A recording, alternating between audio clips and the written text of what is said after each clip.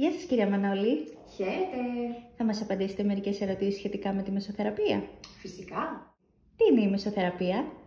Η μεσοθεραπεία είναι μια πολύ συνήθις θεραπεία που γίνεται καταρχήν στα ιατρεία μας και είναι μια τεχνική με την οποία εισάγουμε διάφορες ουσίες μέσα στο δέρμα μας ή πολλές φορές και λίγο βαθύτερα, στο υποδόριο λίπος. Με ποιο σκοπό? Έχει πολλά πλεονεκτήματα και πολλά ωφέλη η μεσοθεραπεία. Μπορεί να χαρίσει λάμψη στο δέρμα μας, να το ενυδατώσει, μπορεί να εξαλείψει λεπτές γραμμές ή να πετύχει ακόμα και λιποδιάλυση που κατά κύριο λόγο γίνεται στο σώμα.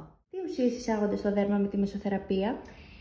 Ένα φιαλίδιο μεσοθεραπείας μπορεί να έχει ένζημα, αμινοξέα, πολυπεπτίδια, ιαλουρονικό οξύ σε διάφορες συγκεντρώσεις ή ακόμα και λιποδιαλυτικές ουσίες, όπως είπαμε πριν.